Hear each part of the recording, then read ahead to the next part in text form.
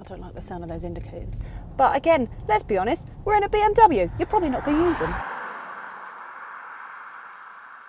Weird thing about this car, every time I say the name of it, Manos comes in and high-fives me. So this is the BMW i5. Oh, I don't know. Oh, because it sounds like high five, i5. Yeah, got it.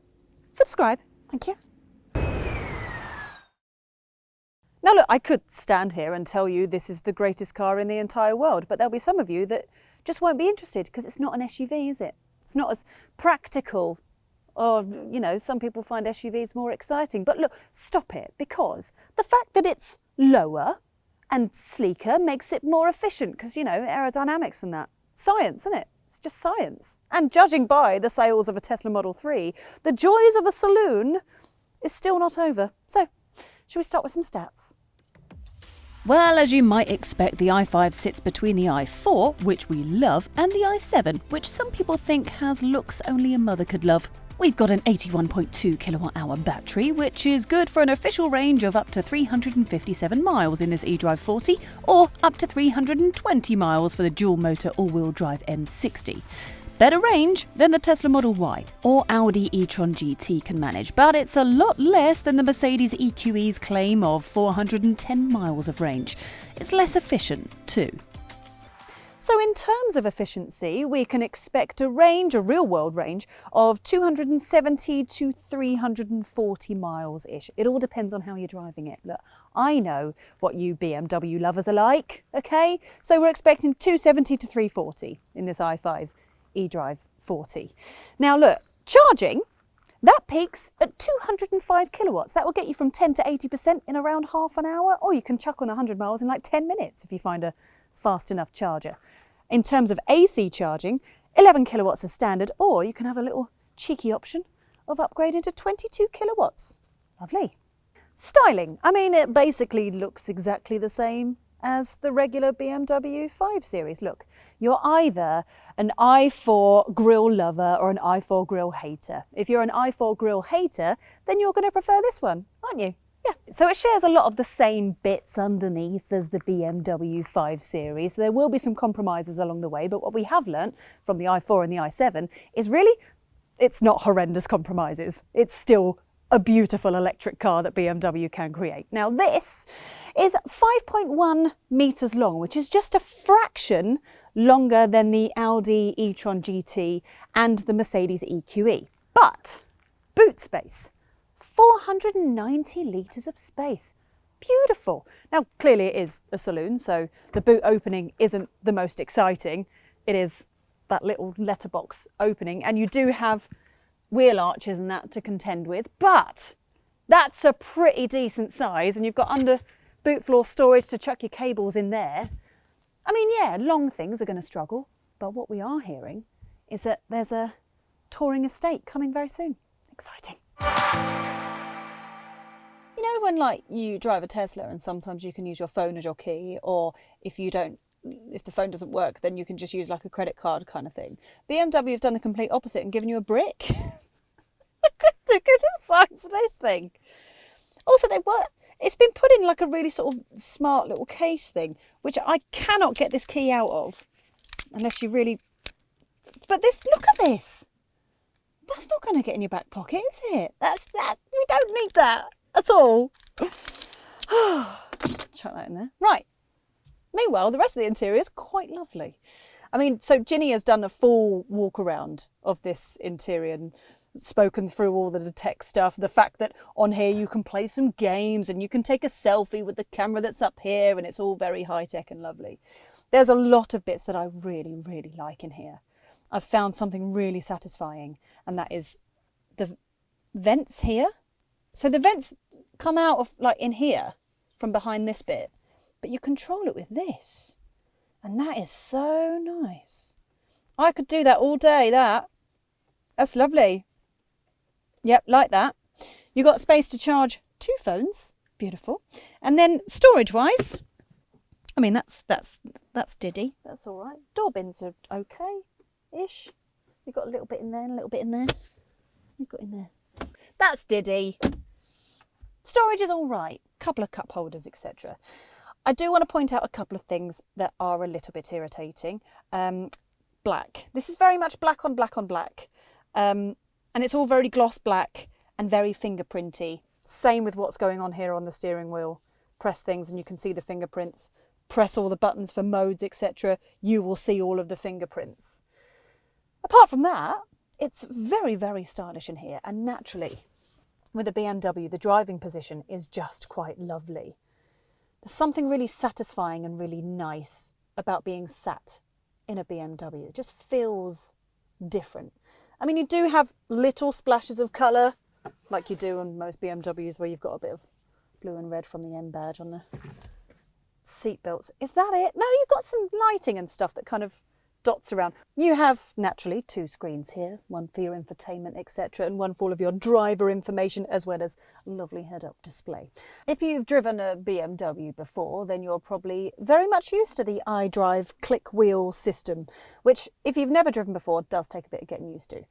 But for me, because I've used them before, I think it's very smart and very easy to use, because it means you're not having to tap a screen all the time. You are just going through everything, all of the menus on this down here. And then you've got shortcut buttons down here, so I can change my drive modes, I can change bits and bobs, I can check out the driver assistance system, see what my charging is like, etc, etc. You can change all the widgets and have it to suit your life beautifully. Also, this is really customizable as well. So you've got the button here, right? You press like settings. You can change the layout of how the design looks, if you want it to be sporty, if you want it to be funky. You can change the head-up display if you want that to be funky, if you want that to be sporty. It's all very, very clever. Okay, yeah, your passengers are going to be quite happy back here. It's very roomy. Look at this. That is set up for my driving position. I have got tons of legroom. I've also got a really nice warm bum. Why? Heated seats. Love to see it. So we've also got like fans and a bit of charging down here. You've also got a bit of charging up here as well with a USB-C port, which also comes with the option that you can buy little bits from BMW to maybe have like an iPad here, or you can have a hook to hang up your jacket. It's very, very VIP back here. I quite like it. Right, so the power behind this thing. So we've got the eDrive 40. So it'll do 0 to 62 in around 6 seconds. You don't need it any faster than that. You really don't. You really don't. This is plenty fast enough. And I think as well, because it's kind of got that kind of saloony, luxury, lovely feel to it, it does tend to feel a little bit faster when you do put your foot down. There's another little bonus. If you do want to put your foot down and, say, overtake someone or something, you have the little boost paddle here. So you can tap that and it gives you 10 seconds of an extra power boost. Boom. Oh! Wow, that's great. That's great. That's really good for overtaking that. It is soaking up the lumps and bumps very nicely. Let's see. Let's go. Shall I purposely drive over this bump here? Let me get over this bump. Here we go. Oh, yeah. It was like a flum flum rather than a clunk clunk. Does that make sense? It plays like a little as you pull away pretty quickly. I think you can turn that off. There's a lot of things that, you know, beeps and things that you can actually turn off. So, say, for example, you end up on a road where the car hasn't seen the speed limit, for example, and it keeps telling you that you're speeding. You can just press the microphone button or just chat to the car and say, can you turn that off, please, if you don't mind? And then it should do it for you. Actually, let's find out here, right? Please switch off the speed limit warning. Okay. I will deactivate the warning when exceeding the speed limit. This function will be automatically reactivated upon the next start. Okay, well that's very nice of her. One thing I really want to tell you about, which I do think is really, really clever, is the adaptive regen braking. So what it will do is it recognises when there's a car in front of you, or it recognises when you're about to take a turning, so you're indicating you're taking a turning, and the regen kicks in just that little bit stronger. So if I'm just driving normally and I lift my foot off, because there's nothing much going on in front of me right now, there's no regen. But if I go to indicate, it will naturally turn the regen on to bring you down to a stop for you to take the turning. Very clever. It's very clever. So we do have standard air suspension. So it is coping with everything really, really lovely. Steering feels nice. I mean, it's BMW, isn't it? It's BMW. Drives lovely. It really does. I feel slightly higher up than in the i4. It's not higher, is it? I don't think it's higher. I feel higher though. Maybe it is a bit higher. There's really cool features in here that are really easy to use while you are driving. Like, say if you want to adjust the seat or anything like that, you can either use what's going on down here. But there's a shortcut button here on the door. So you press that, comes up on the screen. So you can change things, change your comfort settings, all that sort of stuff. Go back home. Done. Lovely. Easy. So all the buttons here where you can change the drive mode. So say I'm going to put it on, let's go My Modes, and then we're going to go to, let's go to Expressive. Expressive. Oh, it just adds some really cool visual stuff. Some fancy stuff on the screen, fancy things, fancy lights down here. But these are all on like a glass plasticky panel. So you're seeing all the fingerprints. There is some serious road rage going on ahead of me. Can you hear them beeping?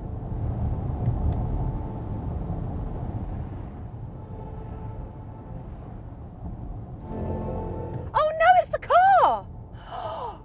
I thought that was someone honking a horn. What on earth is that?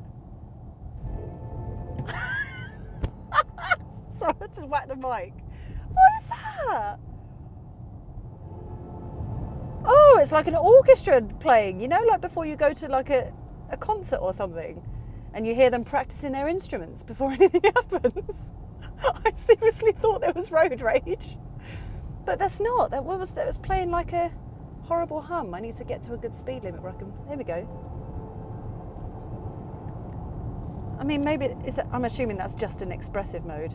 You don't need that, do you? Who wants that? Oh, relax. Oh! We're closing the panny roof.